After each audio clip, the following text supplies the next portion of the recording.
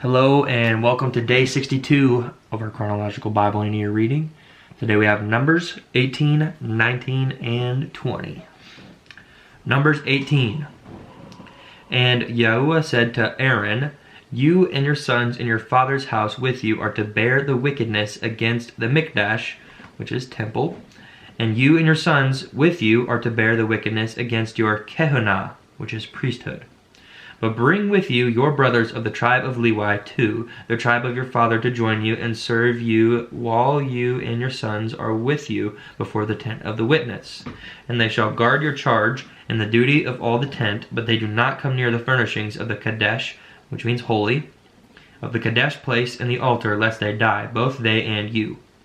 And they shall be joined with you and guard the duty to the tent of appointment for all the service of the tent, but a stranger does not come near you. And you shall guard the duty of the Kadesh place and the duty of the altar, so that there be no more wrath on the children of Israel. And see, I myself have taken your brothers, the Levites, from the midst of the children of Israel, a gift to you, given by Yahuwah, to do the service of the tent of appointment. But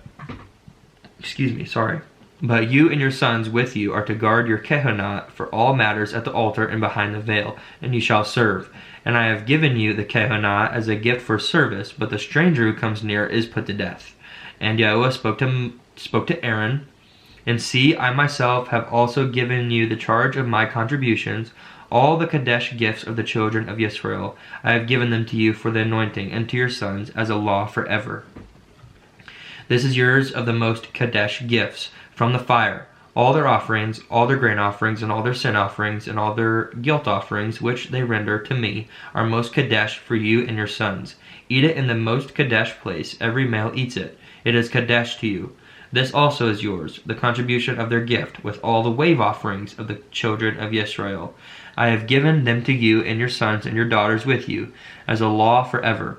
Everyone who is clean in your house eats it. Everyone who is clean in your house eats it. All the best of the oil and all the best of the new wine and the grain, their first fruits which they give to Yahuwah, I have given them to you. The first fruits of all that is in their land which they bring to Yahuwah are yours. Everyone who is clean in your house eats it. All that is dedicated in Israel is yours. Everyone opening a womb of all flesh which they bring to Yahuwah, whether man or beast, is yours. But the firstborn of man you shall certainly ransom, and the firstborn of the unclean beast you ransom. And ransom their ransomed ones when 1 month old, according to your valuation, 5 shekels of silver, according to the shekel of the Kadesh place, which is 20 gerahs. But the firstborn of a cow, or the firstborn of a sheep, or the firstborn of a goat that you do not ransom, they are Kadesh. Sprinkle their blood on the altar and burn their fat as an offering made by fire for a sweet fragrance to Yahuwah. And their flesh is yours, as the wave breast and as the right thigh, it is yours. All the contributions of the Kadesh gifts which the children of Israel present to Yahuwah, I have given to you and your sons and daughters with you as a law forever. It is a covenant of salt forever before Yahuwah with you and your seed with you." And Yahuwah said to Aaron, "You are not to have an inheritance in their land, nor have any portion in their midst. I am your portion and your inheritance among the children of Israel. And see, I have given the children of Levi all the tithes in Israel as an inheritance in return for the service which they are serving, the service of the tent of appointment. And let the children of Israel no more come near the tent of appointment, lest they bear sin and die, because the Levites shall do the service of the tent of appointment, so they themselves bear their wickedness. A law forever throughout your generations, that among the children of Israel they are to have no inheritance, but the tithes of the children of Israel, which they present as a contribution to Yahuwah, I have given to the Levites as an inheritance. That is why I have said to them, among the children of Israel they have no inheritance." And Yahuwah spoke to Moshe, saying, "Speak to the Levites, and say to them, when you take from the children of Israel the tithes which I have given you from them as your inheritance, then you shall present a contribution of it to Yahuwah, 1/10 of the tithe.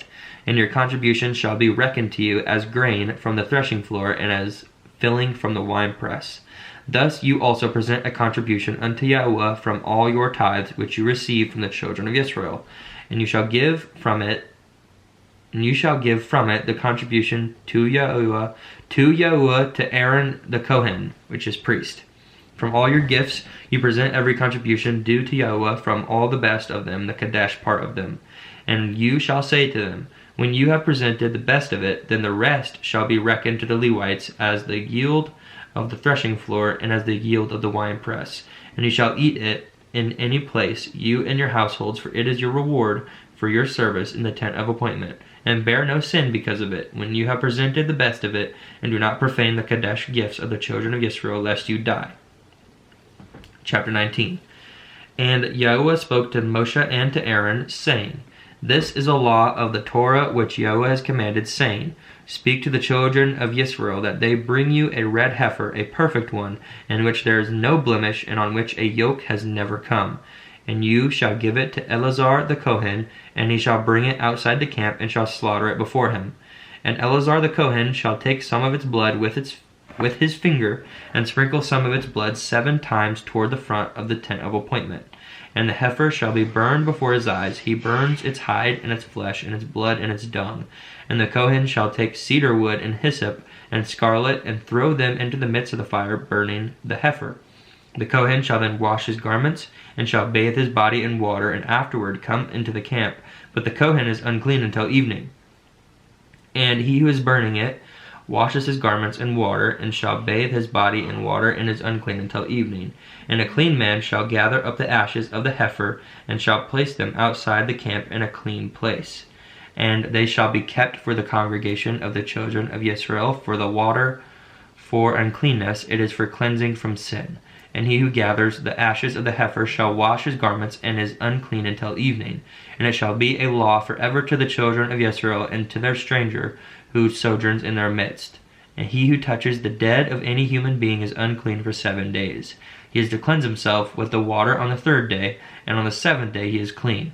But if he does not cleanse himself on the 3rd day, then on the 7th day he is not clean. Excuse me. Anyone who touches the dead of a human being and does not cleanse himself defiles the Mishkan, which is tabernacle of Yahuwah, and that being shall be cut off from Israel. He is unclean, for the water for uncleanness was not sprinkled on him. His uncleanness is still upon him. This is the Torah when a man dies in a tent. All who come into the tent and all who are in the tent are unclean for 7 days. And every open vessel which has no cover fastened on it is unclean. Anyone in the open field who touches someone slain by a sword, or who has died, or a bone of a man, or a grave,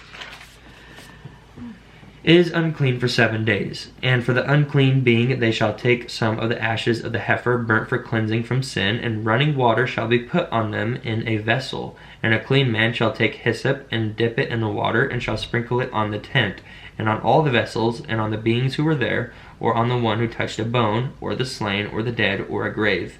And the clean one shall sprinkle the unclean on the 3rd day and on the 7th day. And on the 7th day he shall cleanse himself, and shall wash his garments and bathe in water, and shall be clean in the evening. But the man who is unclean and does not cleanse himself, that being shall be cut off from among the assembly, because he has defiled the mikdash of Yahuwah, the temple of Yahuwah. Water for uncleanness has not been sprinkled on him, he is unclean. And it shall be a law for them forever. And the one who sprinkles the water for uncleanness washes his garments, and the one who touches the water for uncleanness is unclean until evening. And whatever the unclean being touches is unclean. And the being who touches it is unclean until evening. Chapter 20. And the children of Israel, all the congregation, came into the wilderness of Zin in the 1st month, and the people stayed in Kadesh.